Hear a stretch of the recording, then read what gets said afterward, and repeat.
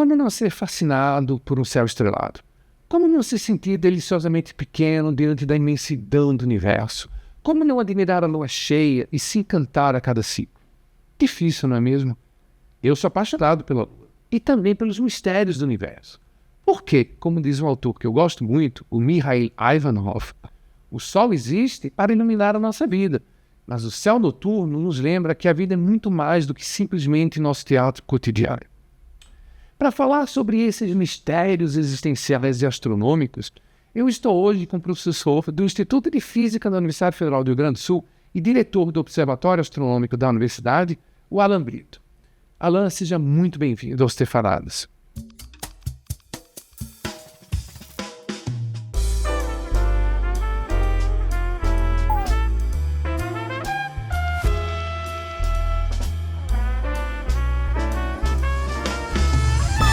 Seja muito bem-vindo, então, Alan, aqui ao nosso programa, aos Stefanadas. Eu estou muito grato aqui que você está stefanando com a gente.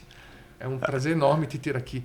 E, Alan, eu queria começar com uma pergunta assim, básica, assim, tipo, a gente está falando com um monte de pessoas que provavelmente muitas nem têm muita noção do que seria a astrofísica, do que seria o objeto de estudo da astrofísica. Então, para a gente ficar todo mundo mais ou menos no mesmo patamar, né, Alan? Fala pra gente um pouco o que é o universo. Afinal de contas, assim, o que é esse conceito de universo? Assim, o que é que tu tens a dizer, tanto no sentido assim como professor de astrofísica e como pessoa que contempla e pensa e sente, né? A gente teve uns papos bem legais aqui, gente, antes do início do programa, e a Alan é uma pessoa assim, muito sensível. Então, misturando tudo isso, o que é que você diria, o que é o universo? E aí eu queria já incluir uma outra, que é uma coisa muito particular minha. O que é o tempo? O tempo. Até mais do que o universo, eu fico pensando assim, o que é esse tempo? Né, sobre essa perspectiva cosmológica. Diz aí, querido. Tá, então, primeiro eu quero agradecer o convite de poder estar aqui contigo, com as pessoas também que te acompanham, né, que te ouvem. É sempre muito bom falar sobre essas questões, então eu agradeço muito por essa oportunidade de a gente poder ampliar perspectivas, né, e falar um pouco sobre essas questões todas que nos atravessam. Essa primeira pergunta que você faz é uma pergunta bem difícil. Assim, do ponto de vista da astronomia, a gente pode utilizar várias terminologias, né? Então, vamos começar. Astronomia é uma palavra que a gente associa muito aos estudos dos astros. Astrologia também é outra palavra que a gente associa muito aos estudos dos astros, né? Uhum. E aí tem astrofísica, cosmologia, são palavras muito próximas, mas elas têm significados e contextos históricos que vão variando no tempo e no espaço. Então, acho que a primeira questão fundamental é a gente compreender como a ciência, o conceito de ciência, ele é construído historicamente. Então, até o século XVII, a astronomia e a astrologia praticamente é a mesma coisa. Não há distinção entre essas duas terminologias. Uhum. Eu gosto sempre de dizer que a astronomia, diferentemente do que muita gente pensa, ela não começa na Grécia. Então, antes da gente, né, estudar nos nossos livros sobre a questão da contribuição dos povos gregos, outros povos observavam o céu. Então, essas observações sistemáticas do céu, a gente vai colocar nessa caixinha que a gente chama de astrologia. Uhum. E essa astrologia e astronomia são a mesma coisa até o século XVII, quando se institui o projeto moderno e contemporâneo de ciência. Uhum. Galileu Galilei, Tycho Brahe, todas essas pessoas que são responsáveis por esse momento da história da ciência que a gente chama de revolução científica. Ali há uma separação entre astronomia e astrologia. Então, a astronomia passa a ser o que a gente chama modernamente, na contemporaneidade, de ciência, e a astrologia passa a ser o que a gente chama de pseudociência, ou seja, algo que não é ciência. Nesse percurso histórico, na virada do século XIX para o século XX, nós temos uma outra denominação, que é a astrofísica. Então, a astrofísica, a gente define a astrofísica como uma área da ciência, né, da astronomia, ou uma área da física, que olha para o universo, o todo, né, para a definição do todo, para o conceito, a partir do conceito moderno e contemporâneo de ciência, olha para esse universo e faz as grandes perguntas. Quem somos, de onde viemos, para onde vamos, por que estamos aqui? E como é que nós vamos estudar estrelas, galáxias, planetas, entender como a vida começa, né? Essas perguntas atreladas já a uma ideia moderna e contemporânea do que é ciência, ou seja, teoria, experimento, observação, é o que a gente vai chamar de astrofísica. Ou seja, a astrofísica é esse ramo da ciência hoje, na contemporaneidade, numa perspectiva moderna e contemporânea, que utiliza as leis da física, a matemática, tecnologia, que vai ter que desenvolver telescópios, instrumentos para responder às grandes perguntas sobre o universo. E nós não conhecemos 95% do universo. Então, essa é a astrofísica e é assim que a gente vai distinguindo. Eu gosto sempre de pensar a astronomia, mesmo antes da separação entre astronomia e astrologia, como leituras cosmológicas, né, de entender o mundo. Nós estamos falando sempre de cosmologia. Então, cosmologia, ela é filosofia. Só que há diferentes perspectivas filosóficas, diferentes olhares sobre esse todo. O que é esse todo? Esse todo, a gente poderia dizer que esse todo é a realidade. E na ciência, nós não estudamos a realidade como ela é. A gente desenvolve modelos, estratégias de tentar chegar ao mais próximo possível do que é essa realidade. Então, o universo está ligado a tudo isso. E, obviamente, que nessas perspectivas cosmológicas, filosóficas distintas, nós vamos ter diferentes maneiras de construir modelos cosmológicos. E o tempo, aí entra na questão do tempo que você trouxe, o tempo é também, né, se a gente olhar para a teoria do Big Bang. A teoria do Big Bang é um modelo cosmológico, um modelo que a gente chama de modelo lambda, CDM, lambda, energia escura, CDM do inglês, matéria escura fria. O modelo padrão para explicar o universo a partir da astrofísica moderna e contemporânea, a gente vai ter uma noção de tempo ali. O tempo começa no Big Bang, 13,8 bilhões de anos atrás, e desde então o universo se expande e se resfria com o tempo. Essa definição de tempo, a partir da astrofísica moderna e contemporânea, é uma definição de tempo que separa passado, presente e futuro. O tempo é linear. A entropia do universo sempre aumenta. Você não tem como voltar no passado. Se esse copo de água, a gente põe aqui água nesse copo, o copo derruba, não tem como ele voltar. Então há uma linearidade, há um sentido de tempo, uma definição de tempo que é linear, acompanhando esse fluxo do universo. Mas se eu vou para uma perspectiva filosófica, cosmológica, de outros povos, por exemplo, os povos Bantu, os povos Yorubá e diferentes povos indígenas, esse tempo ele não é mais linear. Não cabe a definição, o conceito de tempo linear. Nós vamos ter que levar em conta, por exemplo, que pensadoras e pensadores importantes para nós, como Leda Maria Martins, que é uma pensadora importante para nós, ela vai trazer a perspectiva, a partir dos estudos, né, africanos, afro-brasileiros, a perspectiva de um tempo que é espiral. É um tempo circular. Essa circularidade tão presente nas comunidades africanas, afro-brasileiras indígenas, então esse tempo é uma outra coisa. Não cabe a lógica linear. No círculo não existe começo e fim, né? Tudo está integrado. Então, cada perspectiva filosófica, cada perspectiva cosmológica dos diferentes povos que constituem a nossa história, nós temos noções distintas de espaço e de tempo. Então, é por isso que eu penso que é uma questão mesmo assim, filosófica, epistemológica, a ser aprofundada sobre o que é o tempo, né? O tempo... Mas não dá mesmo para voltar no tempo? A gente pode voltar no tempo de diferentes maneiras, né? Acho que aí, dependendo do contexto que a gente está discutindo, de qual é a perspectiva cosmológica, né?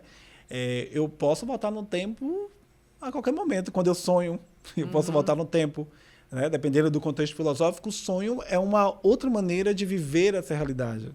O tempo da memória, quando eu penso sobre o passado, eu estou voltando no tempo. E o que é esse passado, né? Então, assim, passado, presente e futuro, eles se conectam de um jeito muito distinto, dependendo da perspectiva filosófica que eu estou tratando, dependendo do contexto, né, e da experiência cosmológica que eu estou tratando.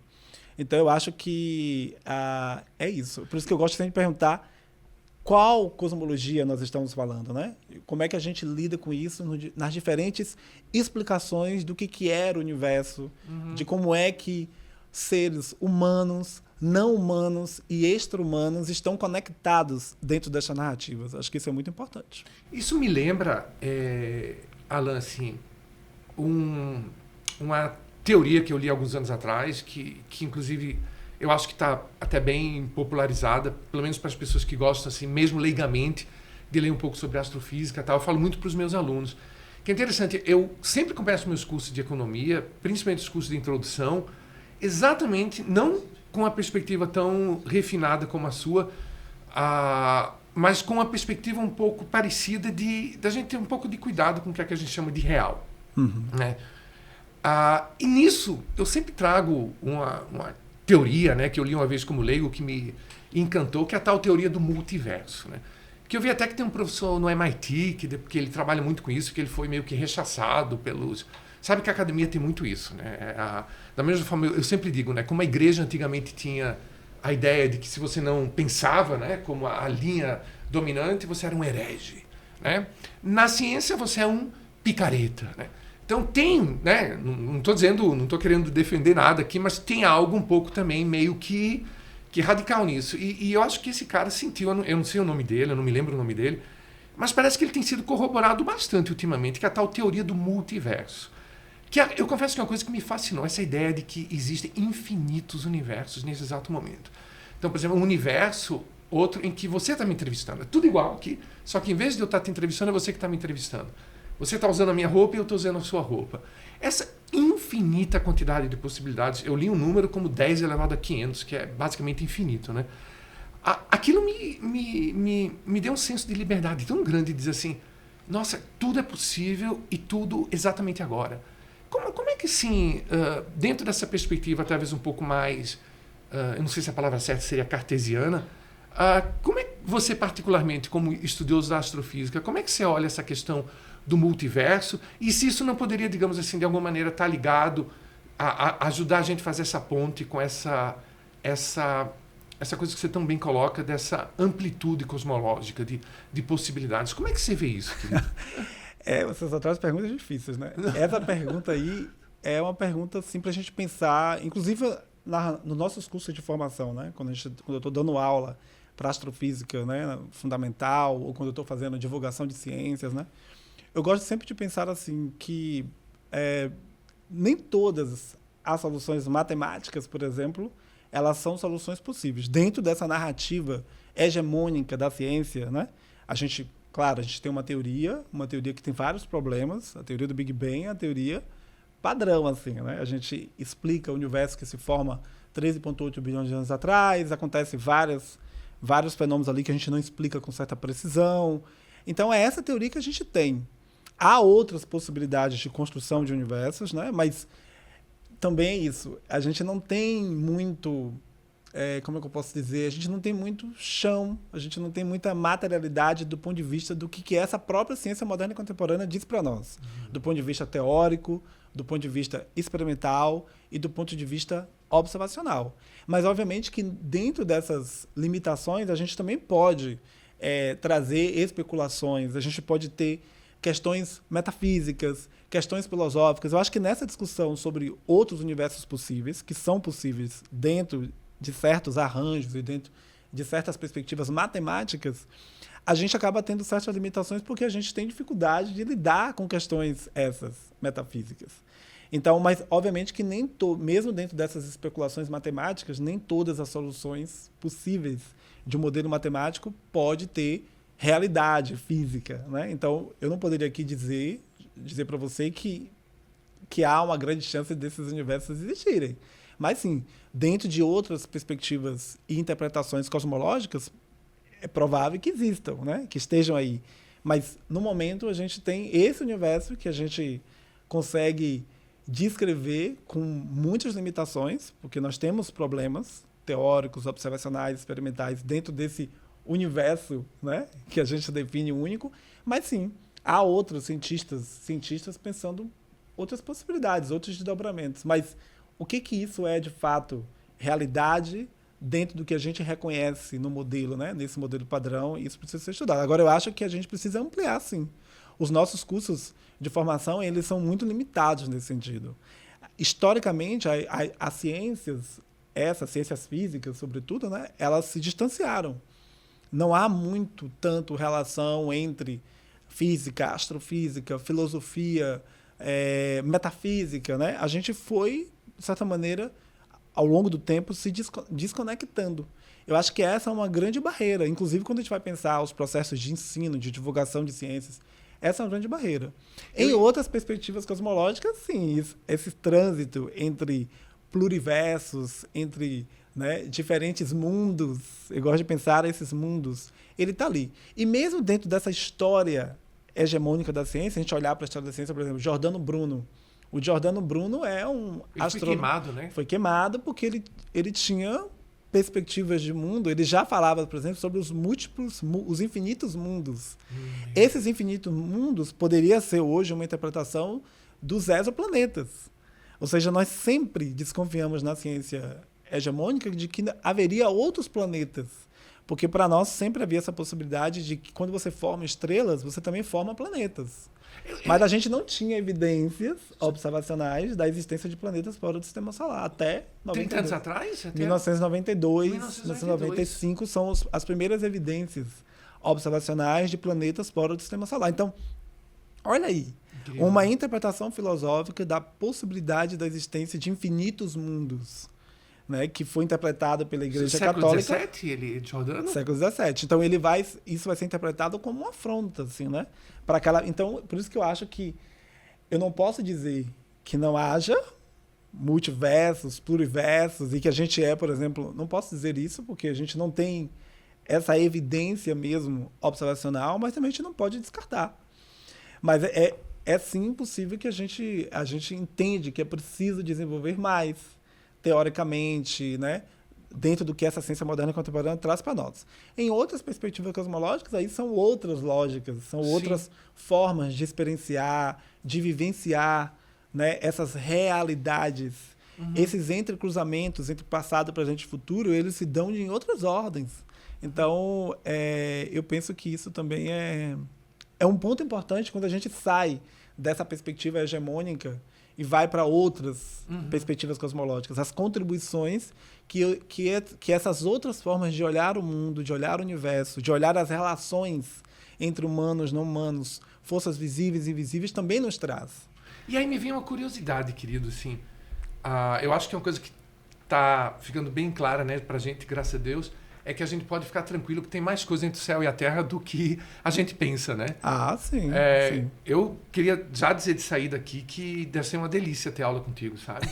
Não, sério mesmo, assim, eu sou professor há 30 anos, a gente tem uma certa noção, assim, do que é uma sala de aula, e eu acho que eu vou me infiltrar numa sala sua, numa sala de aula. Né? Vou fazer bem-vindo. Fazer uma plástica assim para parecer bem mais jovem. A gente tem uma disciplina na URGS que se chama Explorando o Universo, dos quarks aos quasares, que é para toda a universidade. Uau. É um curso aberto. E o campus é no centro ou é lá no... A gente tem aula, às segundas-feiras as aulas acontecem no observatório aqui, no centro, observatório nosso.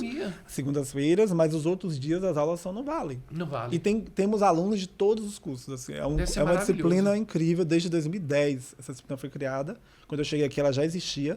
Mas eu criei, muito recentemente, nessa disciplina, um módulo que se chama Astronomia nas Culturas e Relações Étnico-Raciais e de Gênero. E ali a gente traz muitas dessas questões. Isso é bem interessante. É interessante. Eu tento fazer esses diálogos, de pensar essas noções, né, hegemônicas. Agora mesmo também publiquei um artigo junto com 2 pesquisadores indígenas sobre os terreis Pataxó, de Dona Lissa Pataxó, que é uma mulher indígena educadora incrível, e as belas palavras Guarani. Então eu convidei o pesquisador indígena Isael Pinheiro e a pesquisadora indígena Diadne, que é professora na Estadual de Santa Cruz, na Bahia. E nós escrevemos um texto onde a gente faz leituras de espaço e tempo. O que é o espaço e tempo a partir da perspectiva Pataxó e da perspectiva das belas palavras, dessa cosmopoética Guarani. Então, isso que eu quero dizer, nessas tradições cosmológicas, nós temos outros ensinamentos, outros aportes teóricos, metodológicos, epistemológicos, que nos ajudam a ampliar a própria ideia do que é o universo. A gente aprende, pelo menos assim, eu não sei se a gente aprende, isso é uma coisa que mais... Estou falando mais de mim. Talvez a gente tenha até aprendido isso, que a matemática é uma espécie de linguagem universal. Né? Que a matemática ela não é uma linguagem humana, ela é uma linguagem viva, ela não é necessariamente uma propriedade de sapiens, né? Assim, da nossa espécie.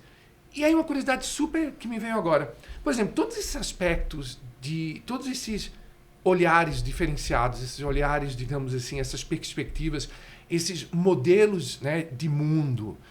Em economia a gente trabalha muito com modelos, né? E uma coisa que eu gosto muito de dizer para os meus alunos é exatamente isso. Que o que a gente vê da vida depende dos óculos que a gente usa, né? Não tem como chegar a grandes verdades absolutas, porque elas dependem dos óculos que a gente usa, né? Esses outros óculos, por exemplo, se você colocou tantas perspectivas legais, por exemplo, uma perspectiva nossa aqui do Rio Grande do Sul, a Guarani, como é que entra a matemática, né? Vamos esquecer um pouco o cartesianismo da nossa ciência ocidental. A matemática, ela é intrinsecamente ligada, digamos assim, a essa ciência europeia, chamemos assim, ou ela realmente é uma linguagem universal? Ela pode entrar, por exemplo, numa linguagem guarani, ela pode entrar... Como é que seria isso, Alan? Agora eu estou curioso. A pergunta que você traz também traz um outro aprofundamento, assim, capcioso, né? Do que é, por exemplo, universalidade. Então, acho que essa é a primeira questão. Boa, boa. E quando a gente vai discutir as questões cosmológicas, né, a partir de outros olhares, a gente precisa fazer essa pergunta. O que é universal? A física e a astronomia hegemônica que se constrói ao longo da história da ciência, porque a física e a astronomia, elas são as ciências que vão dizer para as outras o que é ciência. Então, a régua de universalidade, ela vem, sobretudo, a partir da física e da astronomia. Astronomia e física, porque, para mim, a astronomia é anterior. Eu posso até entender que a física, como ciência, se constitui na Grécia, mas a astronomia não. A astronomia é anterior. Então, a física e a astronomia vão dizer para a economia o que é ciência. Olha, para ser ciência, economia, você tem que seguir essa e essa cartilha. E eu só vou aproveitar um parênteses aqui, gente, que isso é uma coisa que a gente tem muito na economia. Eu gosto muito de dizer para os meus alunos assim, que o economista, mais ou menos, sabe como aquele adolescente que ainda não é grandão e aí quer ficar com os grandões e olha os mais jovens, sai para lá, pirralho. Então, a gente tem muito esse preconceito na economia, que é exatamente isso. Para a gente, me excluam disso, viu, gente? Né? Para, digamos assim, muitos do meu universo, assim, ciência é exatamente isso. Física, matemática, aí as ciências sociais, viagem na maionese, é um povo muito legal, muito querido, mas vive viajando na maionese. Exatamente isso. Mas é isso, porque a física e a astronomia, elas vêm fortemente, né? A revolução científica, toda a mecânica newtoniana, essa visão cartesiana, poder colocar um foguete no espaço, você controla as condições iniciais, sabe exatamente onde vai parar. Esse controle trouxe para a física esse poder. E a física vai dizer para as outras ciências o que é ciência. Vai dizer para a antropologia, vai dizer para a sociologia. Então, o que é universalidade? As belas palavras guarani, tudo que as noções, os conceitos, as palavras, as ideias que os povos guarani trazem, o jeito de construir casas dos povos caigangue, por exemplo, que traz uma outra perspectiva de espaço, de tempo, de arquitetura. Essa arquitetura caigangue, ela não é uma arquitetura universal? Ela é uma arquitetura local? Né? Então, assim, é isso que a gente precisa também discutir.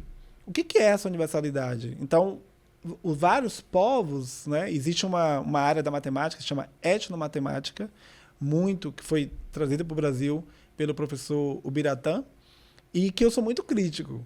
Porque quando eu vejo muitos trabalhos nessa área, eu sempre vejo uma preocupação muito grande assim, de trazer a matemática ocidental para incorporar no que é feito de matemática em certos contextos culturais.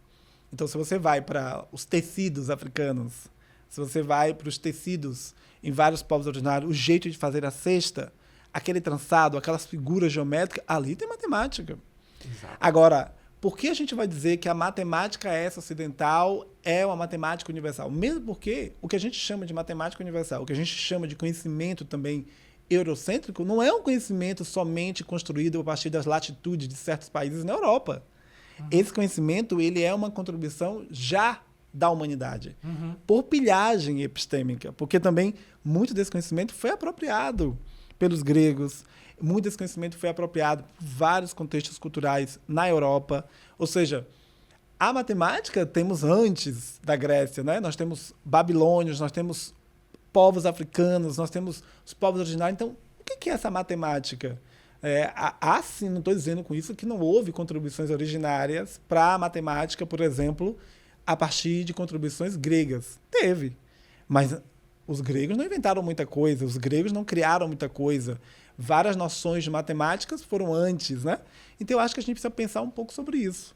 E nesse pensamento sobre universalidade e localidade, né?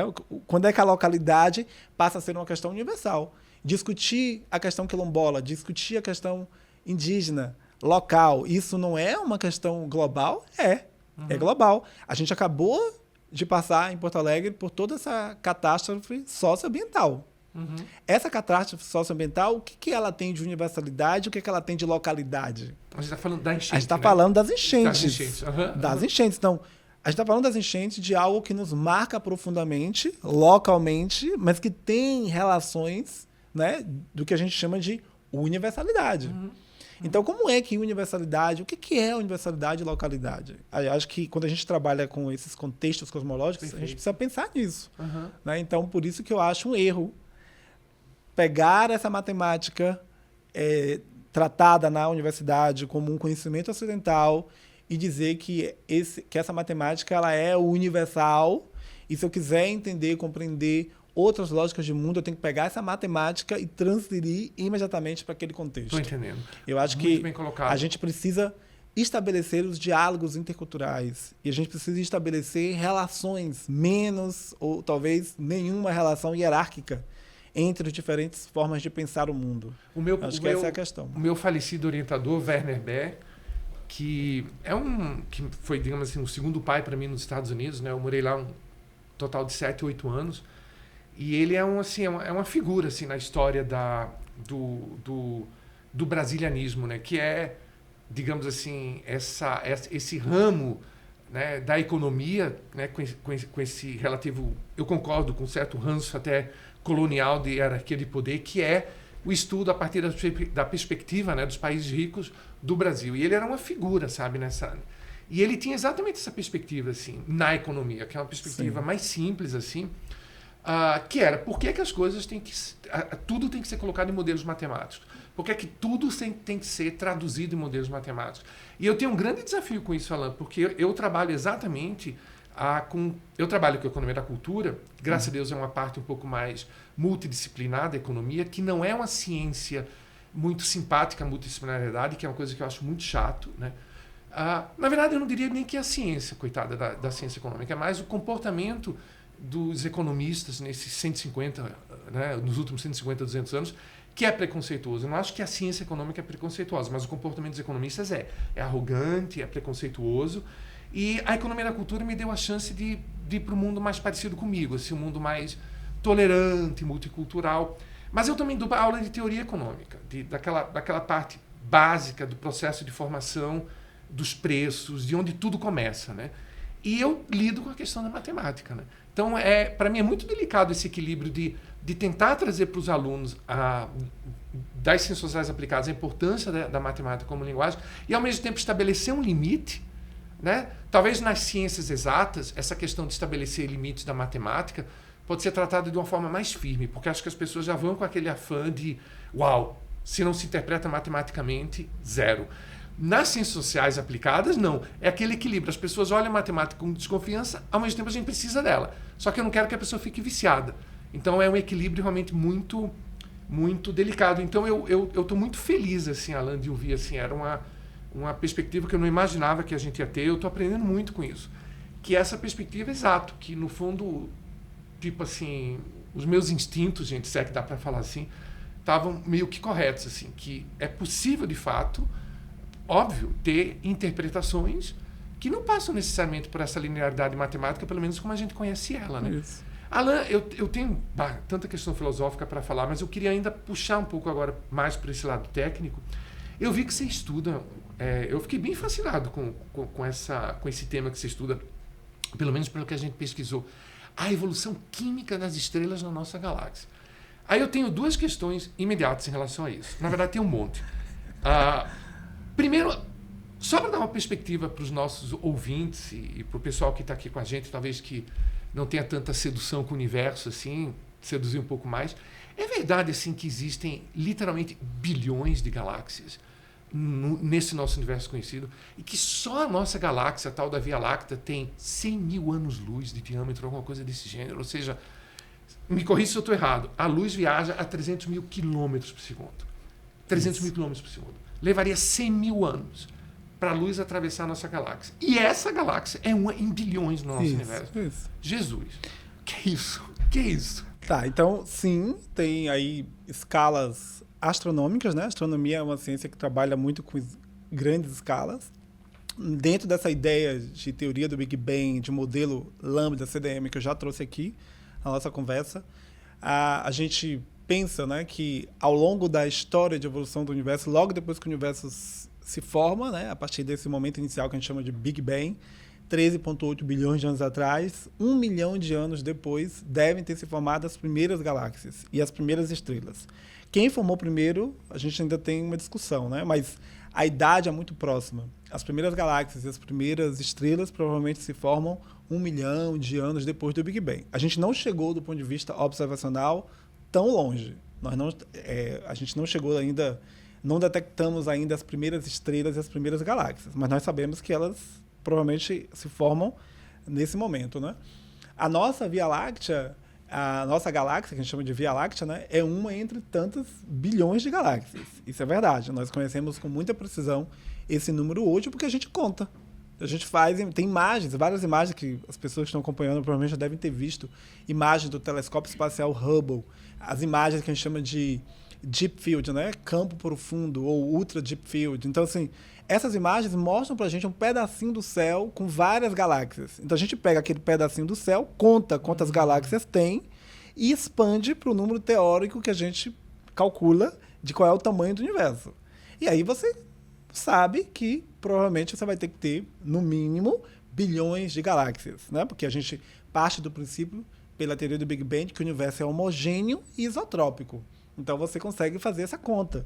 Então a gente chega nessa conta. Existem bilhões de galáxias. A nossa galáxia é uma entre tantas bilhões de galáxias. Ela é uma galáxia espiral, então ela tem um braço, esse tamanho que você falou aí, né?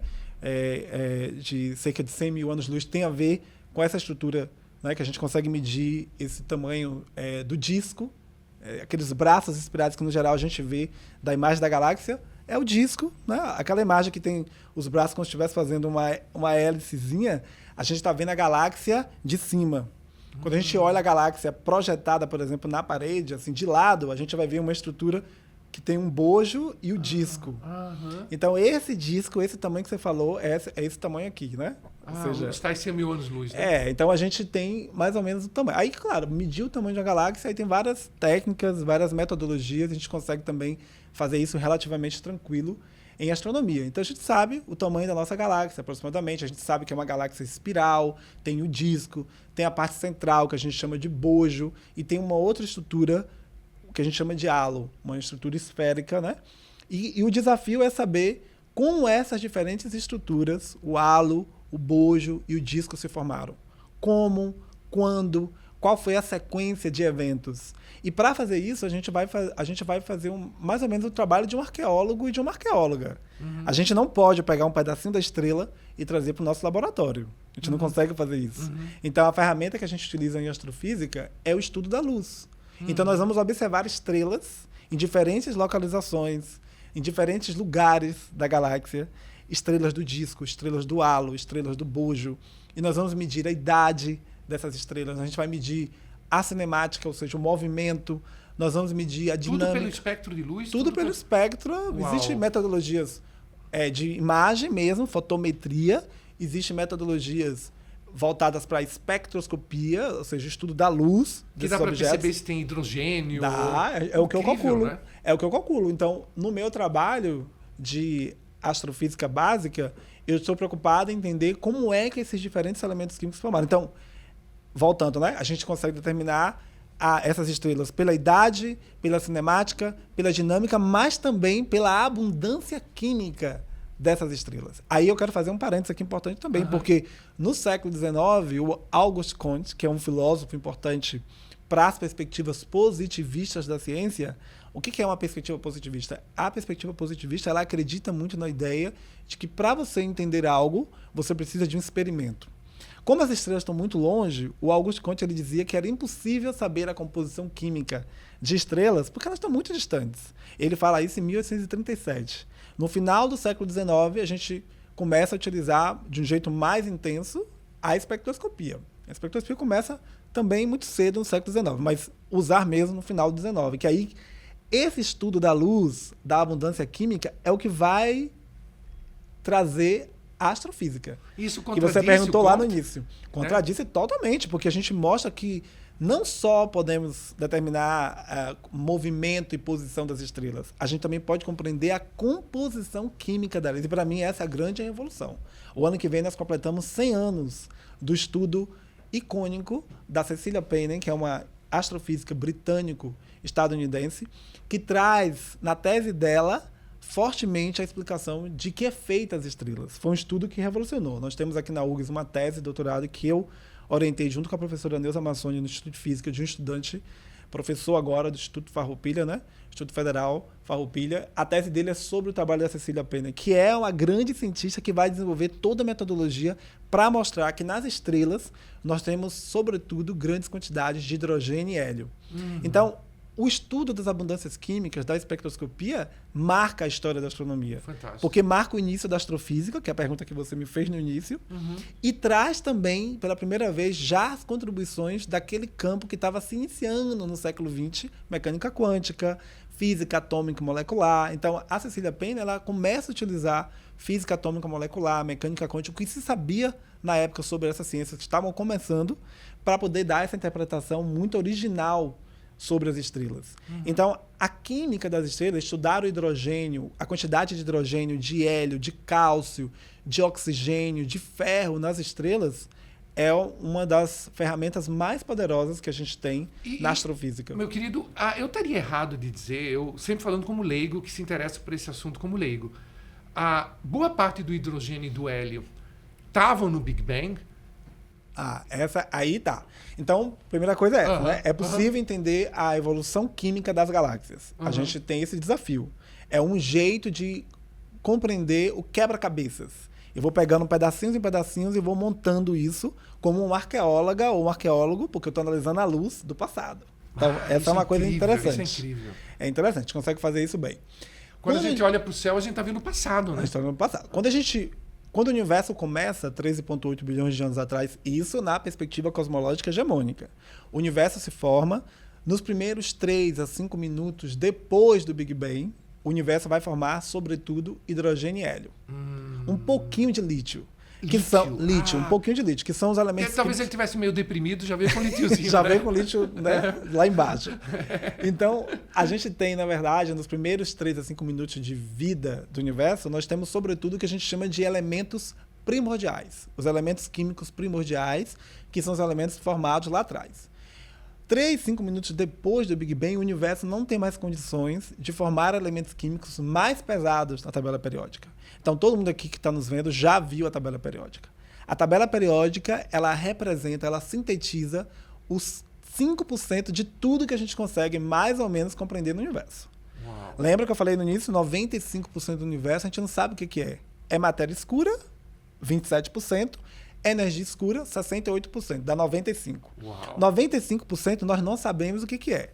Os 5% que a gente mais ou menos pensa que sabe, está compreendido na tabela periódica dos elementos químicos. Quando olha para a tabela, hidrogênio, hélio, né? Lítio, berílio, bóron, vai crescendo. Então, esses elementos químicos mais pesados, eles não podem ser formados nos primeiros minutos do Big Bang, porque para formar um elemento químico muito pesado, ele precisa de energia, o universo precisa de energia. Só que como o universo está se expandindo e se resfriando, 5 minutos depois, aproximadamente, ele já não tem energia para isso. Ele só vai conseguir produzir... Nesses 5 minutos, ele só formou hidrogênio, só forma hidrogênio, hélio e um pouquinho de lítio. Aí não forma mais nada, não consegue. Para conseguir formar elementos químicos mais pesados... Precisa das estrelas. Precisa das estrelas. As estrelas são as fábricas dos elementos químicos. As estrelas, somente no coração das estrelas, no núcleo, né? Eu estou falando coração aqui poeticamente. Que legal. Né? No núcleo das estrelas é que a gente vai conseguir formar elementos químicos mais pesados por processos de fusão. Dentro da astrofísica, dentro da física, a gente separa fusão e fissão. Fusão é mais power que Fusão, fissão, né? Fusão, ambos os processos são energéticos, precisam de muita energia. Só que a fusão, você vai pegar elementos menores para construir elementos maiores. Ou seja, elementos mais leves. O hidrogênio, por exemplo, vai se juntar, 4 átomos de hidrogênio se juntam para formar um elemento o hélio. Então, o hélio é mais pesado do que o hidrogênio. Então, 4 átomos de hidrogênio se juntam para formar hélio e tem que liberar energia, porque a conta tem que bater, porque nós temos na física os princípios de conservação. Conservação de energia, conservação de massa. Então, tem que valer esses princípios. Então, forma uma coisa, libera energia. O processo de fissão é o contrário. Elementos... separação. É a separação também. Aí o que vai acontecer? Só que aí você vai ter elementos maiores, mais pesados, que vão... A gente joga energia nesse sistema e eles são quebrados em elementos mais leves, né? Então, é um processo contrário. Bomba de hidrogênio. Isso. A fissão é o mesmo processo que explica as plantas nucleares. Nas estrelas não é fissão, é fusão. Que é o que acontece elementos com a bomba de mais hidrogênio, leves. né? Isso mesmo. Então, assim, você vai ter que ter fusão. E aí, as estrelas de diferentes massas, elas vão explicar para nós como esses diferentes elementos químicos vão sendo formados. Então, o oxigênio que a gente respira é um elemento químico formado a partir do processo de... para formar elementos químicos mais... como o oxigênio, né? O oxigênio que a gente respira. Para formar o oxigênio que a gente respira, a gente precisa de processos energéticos, né? E isso só vai acontecer em estrelas que se formaram com massas muito grandes. Assim, estrelas acima de 10 vezes a massa do Sol, que nasceram já com essa massa, acima de 10 vezes a massa do Sol, é que vão ter energias e temperaturas suficientes para que no núcleo ela vai produzindo vários elementos. No momento da explosão, como supernova do tipo 2, vai formar muito oxigênio. E esse oxigênio é o oxigênio que a gente respira. Incrível. É o oxigênio da química, é o oxigênio da geologia, é o oxigênio da biologia, que às vezes a gente acha que são oxigênios diferentes. Não, é o mesmo oxigênio, é o oxigênio que está no universo. É o oxigênio que falta, por exemplo, aos corpos negros, que são pisoteados pelas ruas. É o oxigênio da pandemia, que faltou às pessoas que não tinham máscara para respirar. É o mesmo oxigênio, por isso que eu acho... Lá, né? Por isso que eu acho que a gente precisa pensar sobre isso. A cosmologia, a astronomia, ela também nos traz uma perspectiva cidadã cosmológica. Nós não estamos desconectados da natureza. A física e a astronomia moderna e contemporânea, as ciências, no plural, modernas e contemporâneas, numa perspectiva hegemônica, elas separam sujeito de natureza. Nós não estamos separados. Nós não podemos, não deveríamos, pelo menos, pensar nessa ideia de dominar a natureza. Nós somos parte da natureza. E a astrofísica, ela traz para mim essa ideia todo dia, porque nós somos compostos pelos chomps, primordialmente. O que são os chomps? CHONPS, chomps. Chomps é carbono, hidrogênio, oxigênio, nitrogênio, fósforo e enxofre. São os elementos químicos biogênicos, os principais, né? Temos outros traços, mas esses são os principais. Toda forma de vida que a gente conhece na Terra tem que ter essa base, os chomps. Então, os chomps, esses elementos químicos biogênicos, eles são formados nos processos, sobretudo, exceto o hidrogênio, que é primordial, todos os outros estão ligados aos processos de nascimento, vida e morte das estrelas. Inacreditável. Eu gosto sempre de dizer que as estrelas são como nós. Elas nascem, vivem, não fazem sexo e morrem. Não fazem sexo e morrem. Nesse quadro, só faltou um pouco na minha cabeça, talvez vocês também. E as estrelas, como é que nascem? Tipo assim, né, veio aquele momento de esfriamento, 5, 10 minutos depois. Tá. Sim, né? Lá atrás. Tá, então atrás. Tá. Vamos. Isso ficou entendido, né? Sim. A importância dos chomps. Cada estrela com massa... Você é um chomp que nem eu, né? Cada estrela diferente vai formando elementos químicos diferentes. Nós vamos povoando a tabela periódica. Também é importante dizer que, diferentemente da química, para nós, na astrofísica, a tabela periódica é muito simples. Ela é composta de hidrogênio, hélio e todos os outros elementos químicos que a gente chama de metal. Nós não temos aquela coisa complicada. Sim. O resto é metal, né? Tudo é metal. Todos os elementos naturais. O hélio é considerado primordial também? O hidrogênio e hélio primordial. O hélio também. Hidrogênio e hélio. Vieram só Deus sabe de onde, né? Literalmente. Estão lá na origem de tudo. Eles são... Tudo que a gente consegue observar, assim, não vou usar primordialmente, porque é a palavra que vai junto com primordial, né? Mas, assim, majoritariamente, o que nós conseguimos medir hoje no universo de hidrogênio e hélio é primordial. Porque não deu tempo. 98% das estrelas na nossa galáxia são como o Sol. Isso é importante dizer aqui também, que é outra dúvida. 98% das estrelas na nossa galáxia são como o Sol. O Sol tem quantos anos? 4,5 bilhões de anos aproximadamente. O Sol não morreu ainda. Ele ainda está transformando hidrogênio em hélio. Então não há tempo ainda de que essa quantidade de hidrogênio e hélio que a gente observa seja contribuições de estrelas. A quantidade de hidrogênio e hélio que a gente observa maciçamente, majoritariamente no universo, ainda é aquele hidrogênio e hélio primordial. Que foi formado lá atrás. Mas tipo assim, o hidrogênio... Tá, aí eu vou te explicar. Como é que forma os elementos, como é que começa a formar as primeiras estrelas? Essa é a tua pergunta, né? E essa é a minha pergunta. E só uma coisinha, querido. Tipo, você falou que as estrelas continuam gerando hélio a partir do hidrogênio.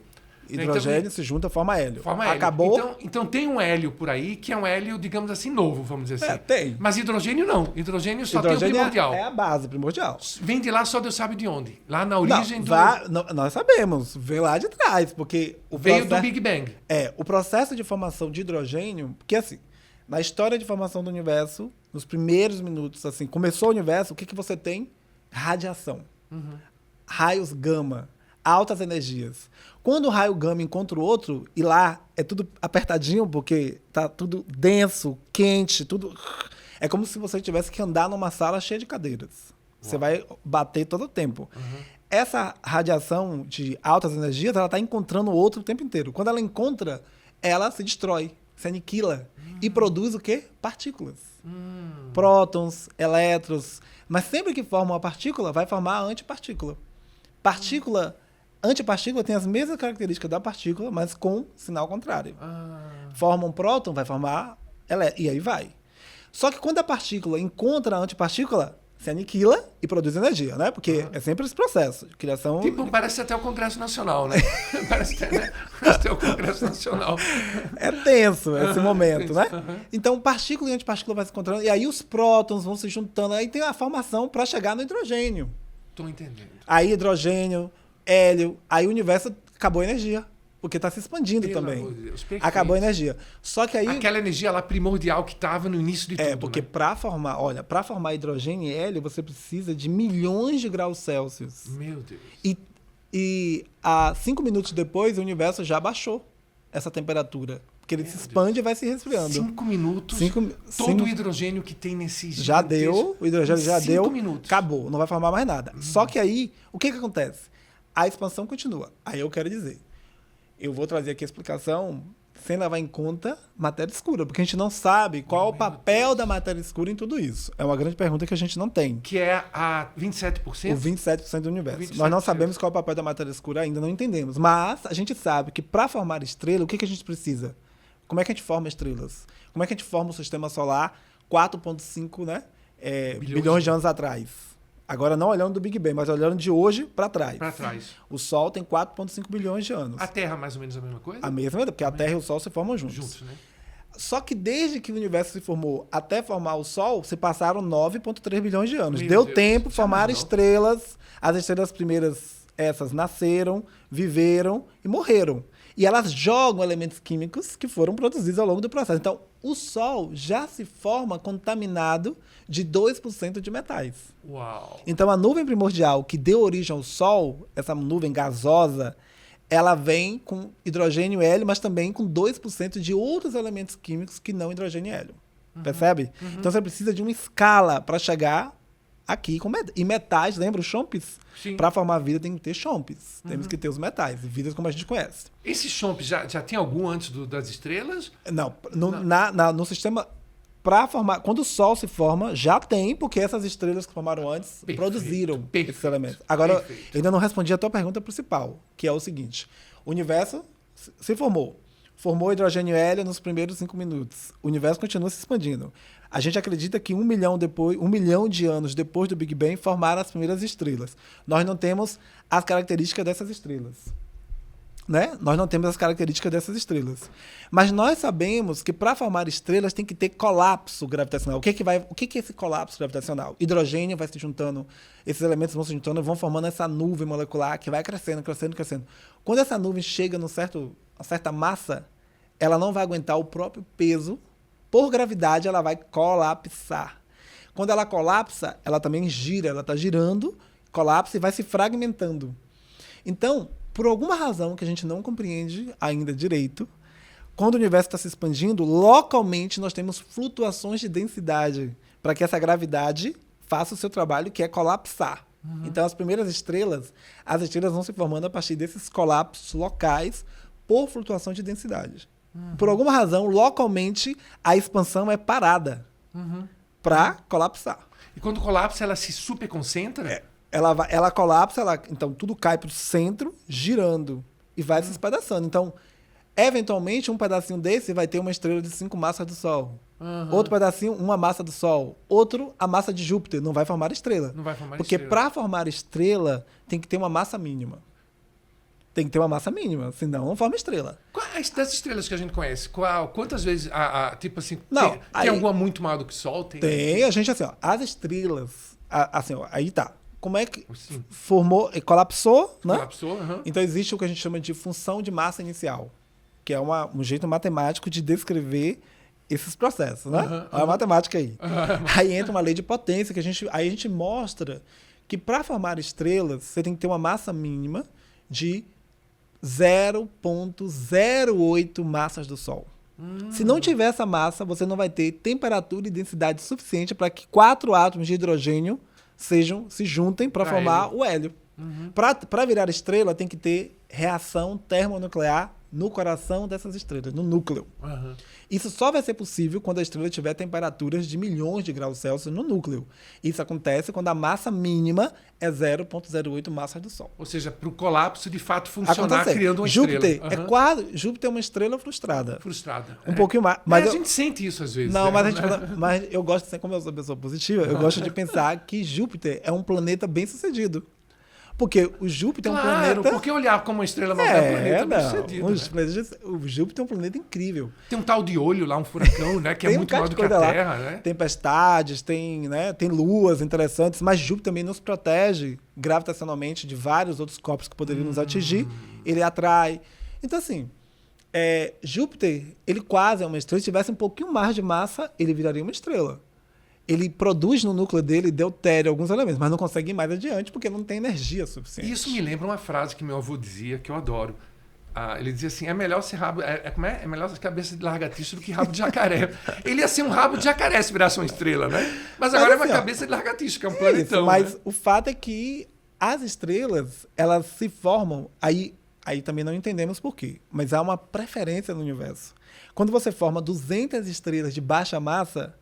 tipo 0,08 até 1 massa, 2 massas do Sol, enquanto o universo forma 200 estrelas de baixa massa, ele vai formar uma de 25 vezes a massa do Sol. Então o nosso Sol é baixa massa. O nosso Sol é baixa massa, é 1 massa do Sol que é a referência. O Sol é a nossa referência. Então, 1 massa do Sol. 10 massas do Sol, a média, a régua é o Sol. 5 massas do Sol. Então, dependendo da massa, a estrela vai ter nascimento, vida e morte diferente. Se a estrela nasceu antes de 10 massas do Sol e não está ligada a nenhum outro sistema gravitacional, estelar, ela vai ter um jeito de morrer. Que é a tal de superanã. Isso, então. O nosso Sol, uma massa do Sol. Então ele tem 4,5 bilhões de anos, está formando hidrogênio e hélio. Quando acabar o hélio, a conversão de hidrogênio e hélio, ele vai começar a converter hélio agora em carbono. Então, assim, aí ele vai mudando de posição ao longo da trajetória dele. E em mais 5 bilhões de anos ele vai morrer.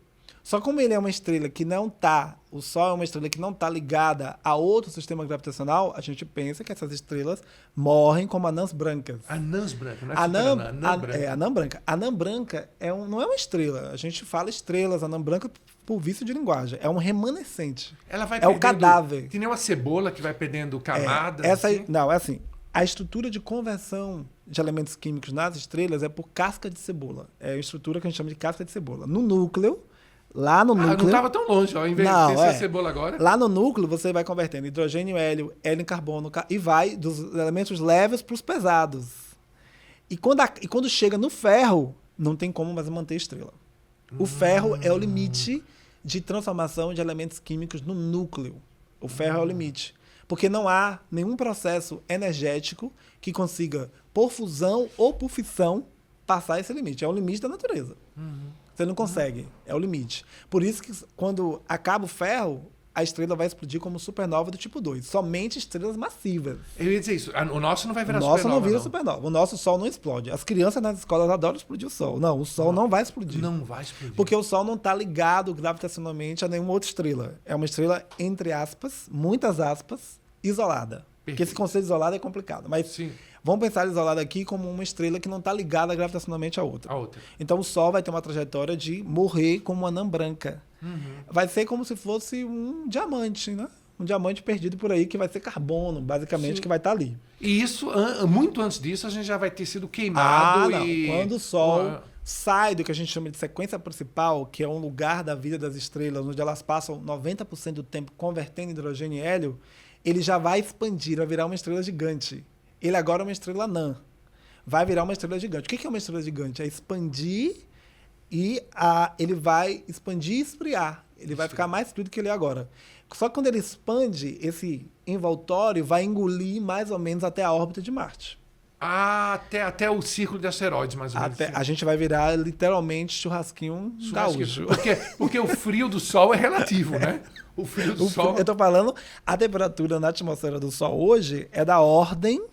a gente não usa muito a escala graus Celsius, mas para ficar mais nítido, cerca de 6.000 graus Celsius. Isso na atmosfera, não é no núcleo. O núcleo atmosfera, é milhões, né? A atmosfera é uma estrutura bem fininha, bem lá na ponta da estrela. No núcleo é outra coisa. No núcleo a gente está falando de milhões. Que é onde o hidrogênio aparece. Convertido em hélio, hélio em carbono, e aí vai. E, meu querido, assim, e uma supernova, então? Quando a supernova ocorre, a quantidade que ela emite de energia... Então, vamos lá. Supernova, aí o Sol vai morrer como anã branca. Acabou. Só que antes de morrer, ele vai jogar essa atmosfera, vai expandir, todo mundo vai embora, que está naquela órbita até a órbita de Marte. Antes ainda de morrer, o Sol vai virar a atmosfera vai ser ionizada, né? Porque ele joga a atmosfera no meio interestelar e o núcleo muito quente vai ionizar esse gás. É o que a gente chama de nebulosa planetária. São aquelas imagens bonitas que a gente vê. Eu sempre gosto de dizer que morrer não é tão triste nem tão feio assim, né? Porque a nebulosa planetária é o cadáver. Na verdade, a nebulosa planetária é o leito de morte de uma estrela de baixa massa, que a gente chama. A nebulosa planetária é o leito de morte. A anã branca é o cadáver. São os restos. Olha só, então eu tinha um erro na minha cabeça, porque eu achava que as nebulosas eram fábricas de estrelas. Não, é porque assim, é que na astronomia a gente gosta de complicar mesmo. Tem várias terminologias. Tem nebulosa planetária, que é uma coisa e que não tem nada a ver com planetas. Nebulosa planetária é esse momento de vida, né, de morte, quase morte de uma estrela de baixa massa, que pouco antes de virar um cadáver, um cadáver estelar, ela joga essa atmosfera no meio, ela perde essa atmosfera, e como tem um núcleo ainda muito quente, essa temperatura vai ionizar o gás. Que fica aquelas linda, cores, né? Bonitas, tal. Aí é nebulosa planetária. Por que é nebulosa? Porque é nebuloso mesmo. É nebuloso, exato. E por que planetário? Porque quando a gente observava no passado, nos telescópios, por limitação de observação, quando você olhava a nebulosa no telescópio, parecia um planeta. Então ficou nebulosa planetária. Agora, o berçário estelar, a nuvem molecular que dá origem às estrelas, a gente também pode chamar de nebulosa. É uma nebulosa também. Tem 3 coisas que eu ainda estou curioso dessa parte um pouco que a gente chamou assim de mais técnica, né? Uma é bem tipo, como é que se diz, uma coisa bem popular assim como é que se diz, na fantasia das pessoas, que é essa questão da vida fora da Terra. Mas eu quero chegar lá com calma. Tá. A primeira pergunta que eu queria te fazer, seguindo aquilo que você colocou da morte das mega estrelas com mais de 25 vezes a massa do Sol, o que é exatamente um buraco negro?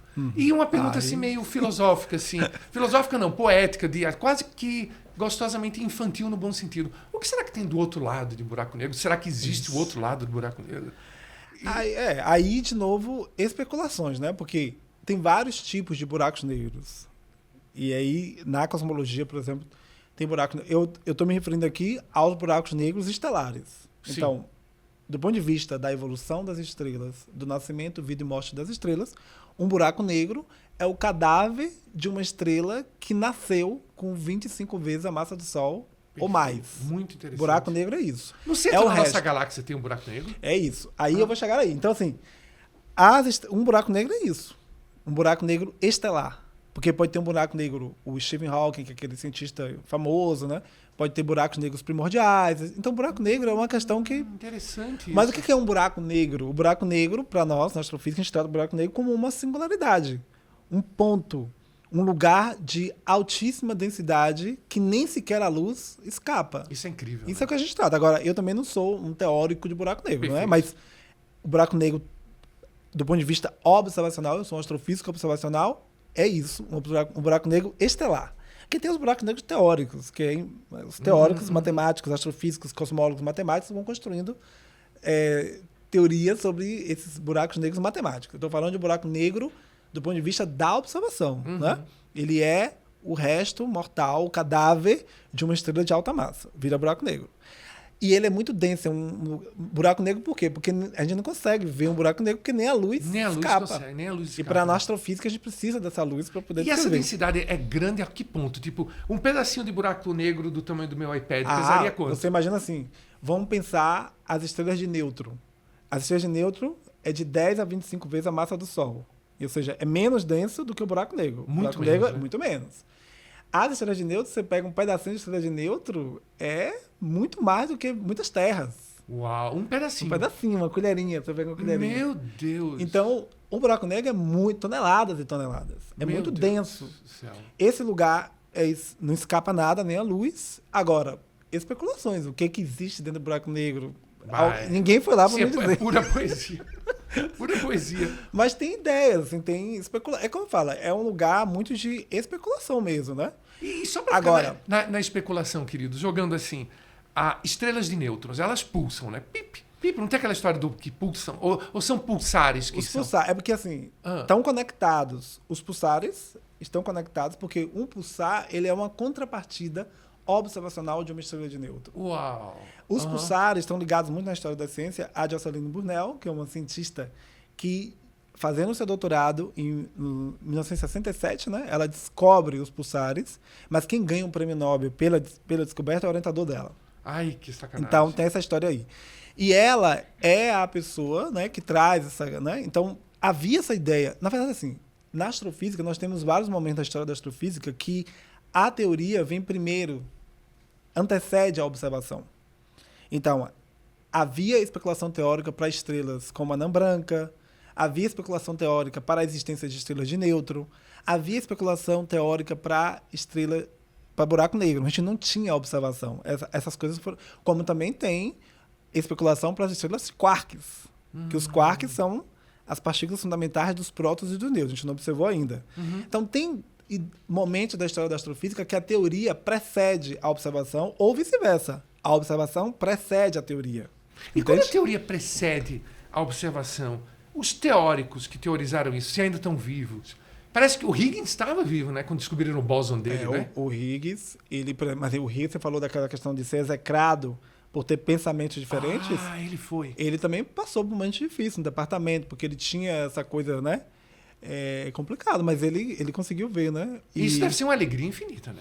Assim, né? Deve ser uma sensação assim, pelo menos para o ego humano, né? Ficando na dimensão humana. É interessante pensar, né? Eu acho que são muitas lições que a gente pode tirar, né? Mas o fato é que havia essa ideia de que a estrela de nêutron existia e que os pulsares seriam, então, a contrapartida observacional, porque tem todo um esquema ali, né? De pulsação e tudo. Então, a descoberta dos pulsares também dá mais força, digamos assim, ao que a teoria previa, né? Ao que a teoria previa, ou seja, o contrário, né? Então, assim, os pulsares são isso, né? E eu te perguntei isso, querido, porque já puxando pouco a pouco para essa nossa fase final também um pouco mais filosófica, quando a gente vê a astrologia, né? Que eu acho que todo brasileiro é fascinado, a maioria dos brasileiros, pelo menos, é fascinado por astrologia, né? Eu, pelo menos, sei meu signo, meu ascendente, eu sei, né? Acho que eu sei que minha lua está em Áries, né? E, assim, né, e a astrologia tem uma coisa muito bonita, que é essa questão, e deixar claro aqui para os chatos, né, que a gente sabe a diferença de astrologia, astrofísica e astronomia, porque o professor nos explicou muito bem, né, lá no início do programa.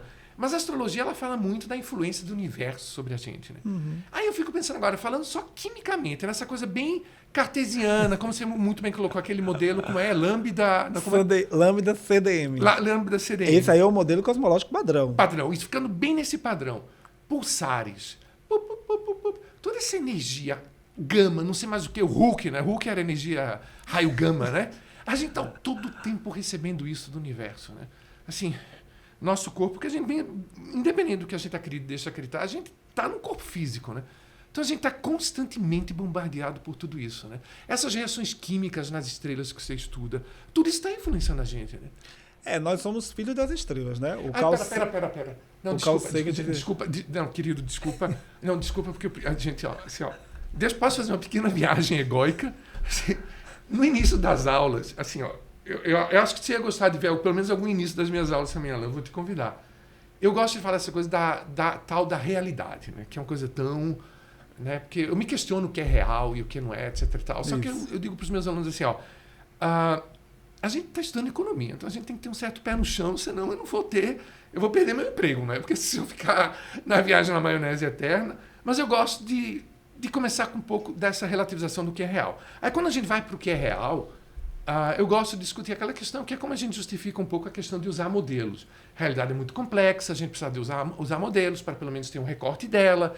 É aquela coisa clássica que a gente estuda quando pensa em metodologia da ciência, né? E aí, quando eu dou exemplo de realidade, eu penso assim, vamos dar um exemplo de uma realidade. Eu pego o Sol, ou de um modo geral as estrelas, né? E eu digo assim, gente, tem realidade maior do que essa? Porque todos nós somos filhos das estrelas. Eu uso exatamente essa frase aí. Nós somos filhos das estrelas. E aí, quando eu penso nessa coisa, me permita ligar isso à questão dos ETs. Aí eu vou, gente, nós somos filhos das estrelas, o nosso, né, Pai Sol, né? Afinal de contas, você muito bem colocou aqui, Alan, basicamente tudo que a gente tem no organismo, pelo que eu entendi, independente talvez do hidrogênio... A água H2O. Tudo isso veio, né, basicamente de combustões. Primordial e estrelas. E aí, só para fechar esse exemplo, eu digo que a realidade suprema, que é, digamos, o Sol, você não consegue ver olho nu, você tem que colocar um filtro na frente para poder ver alguma coisa, né? Nunca que é como eu fecho aquela coisa dos modelos, né? Mas aí, voltando para essa questão, que eu preciso fazer essa pergunta, ela pode ser meio brega, mas a gente precisa fazer, que é a coisa dos ETs, né? Assim, aí eu digo, gente, nós já começamos sendo meio ET, né? Porque assim... Tudo que está na gente foi a água é extraterrestre. A água, eu ia te perguntar, tá aqui, ó, gente, tá aqui a pergunta, ó. Aqui, ó. Boa parte da água que existe na Terra vem dos cometas, não é? A água é extraterrestre. A água é extraterrestre, já começa aí. Então a gente é meio ET já de saída, né? Não, assim, vamos pensar assim, dentro dessa narrativa hegemônica da ciência que a gente está discutindo aqui, sobre tudo, né? Nós somos compostos por água, H2O, né? Água, hidrogênio e oxigênio. Hidrogênio é primordial, formou lá nos primeiros momentos. O oxigênio nas estrelas de alta massa, milhões de anos. E a água forma, sei lá, 65%, 67% do corpo humano é água. Então, nós temos essa conexão. O ferro do nosso sangue. O ferro é produzido nas estrelas em sistemas binários de baixa massa que explodem como supernova do tipo 1A. Leva bilhões de anos para formar o ferro e o carbono, por exemplo. A base da vida é carbono. Todo esse ferro e carbono que a gente tem no planeta veio das estrelas? Então, vou chegar lá. Então, a gente tem tudo isso, né? A gente tem toda essa questão do ferro, do cálcio, o cálcio dos nossos ossos. O cálcio é formado em processo de estrelas. Só que aí, quando essa nuvem molecular que deu origem ao Sol, que já tem 2% de metais, ela vai formando os planetas. O que não forma estrela, o que não formou estrela, que não formou o Sol, vai formar os planetas. Terra, Júpiter, Saturno, Urano, todos esses planetas são formados desse material. E as características dos planetas, os planetas telúricos, né? Mercúrio, Vênus, Terra e Marte. São os planetas que a gente chama de planetas telúricos, os internos na órbita. Então, eles são densos. Aquele os primeiros. De asteroides? Não, os primeiros planetas na ordem, na sequência, você tem Mercúrio, Vênus, Terra, Marte. Esses são os planetas telúricos. Eles têm densidade, eles têm características muito similares, eles são densos, né? Ferro, muito... Pronto. Aí Júpiter, Saturno, Urano e Netuno são planetas gasosos, jovianos, planetas gigantes, tem outras características, mas esses elementos químicos estão ali. Essa é uma coisa. Agora, quando eu falo que a água é extraterrestre, porque a água ela foi produzida, obviamente, mas para chegar na Terra, aí a gente tem ideias. Cometas trouxeram água, né, porque os cometas atingiram a Terra. A Terra foi bombardeada por cometas no passado. Foi cometa que trouxe? Foi um asteroide que chocou? A gente tem essas questões. E aí, para saber se foi cometa ou se foi asteroide, você tem que fazer química de novo. Então, você faz a química dos oceanos. Você estuda, por exemplo, a concentração de deutério, que o deutério é uma versão mais gorda do hidrogênio. É uma versão mais gorda, tem mais nêutron.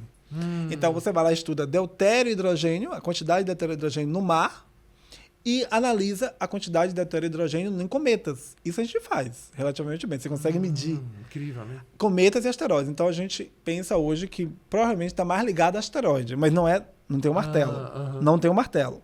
Mas provavelmente... Mas vem de longe. Veio extraterrestre. Não começou, nasceu aqui. Incrível. Então, essa alga foi trazida. Então, no sentido esse de que é extraterrestre. Agora, a questão extraterrestre é a gente fazer de novo contas. Nós temos bilhões de galáxias. E na nossa galáxia, bilhões de estrelas. Bilhões de estrelas. Digamos que 10% pelo menos dessas estrelas, né, elas abrigam planetas. E que uma parcela pequena desses planetas que essas estrelas abrigam, esses 10%, por exemplo, são como o Sol. Ou o Sol-Terra, né? Ou seja, como a Terra. Os planetas são como a Terra. Uma Terra 2.0, que a gente não observou ainda. Nós não temos... Nenhum, né? No momento, nós temos mais de 5 mil planetas fora do Sistema Solar. Nós temos mais de 5 mil planetas fora do Sistema Solar, mas nenhuma Terra 2.0. Nós não temos. Não tem, né? Não temos. Mas digamos que a probabilidade de não existir, o fato da gente não observar não quer dizer que não exista. Então pode ter sim Terras 2.0 e a gente pensa que tem. Então há chance sim de ter vida, como a gente conhece, fora. Por que não? Né? Agora, se a gente vai observar, se a gente vai comunicar, se a gente vai... Aí é outra história, porque aí envolve tecnologia, envolve um conhecimento científico que a gente, por exemplo, não domina, né? Então, assim, também não sei se outros, se outros existem, outras pessoas por aí nos observando, não sei. Mas teu instinto... Não, eu acho que é impossível não dizer que não tenha... Que não tenha, né? Outras vida como a gente conhece em outros lugares. Eu acho que, fazendo a conta, matematicamente, é provável que sim. Mas eu quero dizer assim... O fato da gente não ter essa certeza, hoje, a gente não tem essa certeza. Cientificamente, não tem. Embora algumas pessoas digam que viram extraterrestre e tal, mas do ponto de vista dessa ciência moderna contemporânea, sim, a gente não teve esse contato. Sim. Mas não quer dizer que não exista. Eu quero te trazer de volta para aquele universo que eu sinto que você se sentiu tão gostosamente confortável. Né? Sair um pouco desse modelo mais cartesiano e terminar com uma pergunta que engloba um pouco algo que para mim e para muitas das pessoas que estão assistindo a gente também é muito importante, que é essa coisa um pouco do sentido da vida, né, da espiritualidade. Você acha, por exemplo, assim, você trabalha com o universo, literalmente, né, que abre a cabeça, né, que expande. Você deu uma série de exemplos aqui, pelas coisas incríveis que você falou, de um tipo de percepção e sensibilidade que não é muito comum nas pessoas, mesmo em pessoas que lidam com questões sensíveis e delicados como se lida, inclusive independente do mundo da astrofísica. Nesse mundo também, digamos assim, dessas questões que você luta na sua vida, que, né, das militâncias que você faz, essa combinação ela é rara. Ela não é uma coisa muito comum, eu falo pelo menos dentro da minha experiência. Quando a gente olha para esse universo, digamos assim, um pouco mais cartesiano da ciência, né, você acha que se a gente consegue trazer um pouco para isso a espiritualidade? Eu queria só terminar um pouco ouvindo você falar um pouco disso, sabe? Como é que você acha isso? Você acha que isso poderia ajudar? Einstein era... Eu estou errado em dizer, mas Einstein é uma pessoa que tinha um certo flerte com a gente foi se afastando. Na história da ciência moderna, a gente foi se afastando dessa metafísica. Porque se a gente olha para Newton, vamos pegar os grandes nomes, Newton, Tycho Brahe, Kepler, se a gente pega Einstein, né? E eu trouxe aqui exemplos dos homens, de uma ciência que é masculina mesmo. Nem fale. Mas se a gente pega também mulheres cientistas, né, todas essas grandes cientistas e esses grandes cientistas, né, elas trazem também nas suas histórias essa perspectiva da espiritualidade, da metafísica. O Newton, a gente esconde isso, né? Mas o Newton, ele traz muitas coisas do amor, do ódio, para pensar atração, repulsão. Ele traz perspectivas também criacionistas. Meu Deus, que maravilha. Só que a gente vai escondendo isso, a gente vai jogando debaixo do pano, debaixo do tapete. A gente tem uma dificuldade muito grande de discutir na história e na filosofia da ciência essa questão da espiritualidade. A espiritualidade não é religião. Sim, não. A espiritualidade exatamente. não é religião, está muito conectada com essa intuição, porque a ciência moderna, ela diz que intuição não é bem-vinda. A intuição não é bem-vinda, a emoção não é bem-vinda. Um cientista é neutro, neutra, objetivo, ateórico, ahistórico. As subjetividades, elas foram exterminadas. Praticamente é a-humano. É a-humano. Então, quando a gente fala que as ciências são humanas, a gente nunca questiona que humanidade é essa que a gente está falando. Exato. E eu penso que a espiritualidade, não como religião, mas como metafísica, como ancestralidade, porque a palavra espiritualidade, para mim, ela está conectada à ancestralidade. Uhum. E a ancestralidade é um outro jeito de pensar as lógicas temporais, de passado, presente e futuro. A espiritualidade, a ancestralidade é um jeito de pensar comunidade, de pensar para que serve essa ciência. Qual é o impacto? Não é se vir no sentido de ciência aplicada, ciência básica. Não. É no sentido mesmo de que ciência é essa que é capaz de nos humanizar, não humano esse hegemônico, no sentido de nos humanizar, mas também no sentido de pensar as relações com os não humanos, com os animais outros, com as florestas, com os rios. Perfeito. Porque rios, florestas, montanhas, o céu, a terra, tudo isso é parte de um ecossistema muito mais amplo dentro de certas perspectivas cosmológicas. E essa interpretação dessas outras perspectivas cosmológicas, ela está conectada com o sentido de espiritualidade que nós, no projeto Moderno e Contemporâneo, nos desconectamos. Exato. Então, sujeito, sujeita, natureza estão desconectados. A espiritualidade, ela reconecta isso. Ela traz uma outra forma de pensar o todo. E a ciência moderna e contemporânea, ela perdeu isso. Perdeu. E a gente precisa retomar, porque a espiritualidade, ela vai no sentido de trazer um outro sentido mesmo de relação e de experiência com o universo. Aí, o universo aqui é tudo isso. Que legal. O mundo visível volta lá. É o Shire. Esse é o tempo da circularidade. O tempo da circularidade. A gente começou e a gente voltou. Voltou. Então, esse sentido desse ciclo, né, de entender matéria escura, energia escura, pessoas, humanos, não humanos, visíveis, invisíveis, extra-humanos, tempos, espaços em contextos distintos, para mim, o sentido de tudo isso é a preservação da vida. Porque a preservação da vida, a não banalização da vida, a luta contra o genocídio físico e epistemológico está na base de uma ciência espiritual. Perfeito. Uma ciência que vai articular com o que o Nego Bispo traz, por exemplo, de um pensamento orgânico. Não é um pensamento sintético.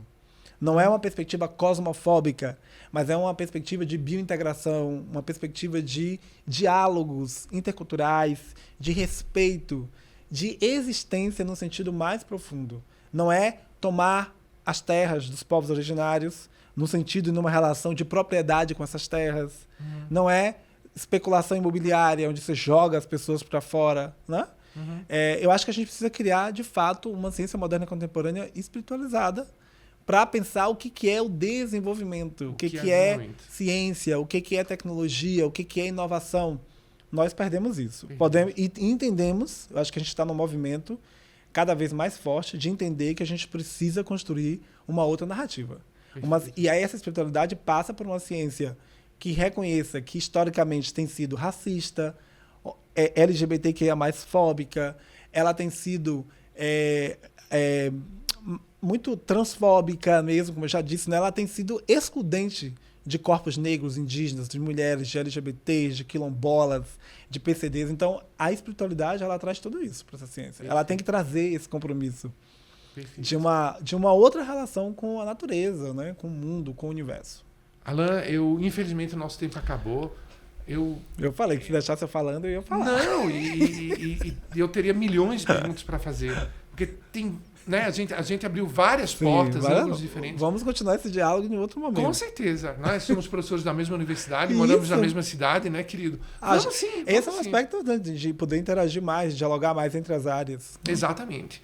Então eu queria finalizar te agradecendo. Eu que agradeço. Do fundo do meu coração, assim. Uma ótima estefanada. A gente estefanou loucamente aqui. Infinitamente. Infinitamente. E para vocês também, muito obrigado, né, por terem acompanhado a gente. Coloquem os comentários, né? Se inscrevam no canal do YouTube. Quero ver vocês todos inscritos lá. E eu, então, me despeço de vocês, me despeço de Tia Alain, com um beijo bem grande. E vamos voltar a estefanar, com certeza. Vamos sim.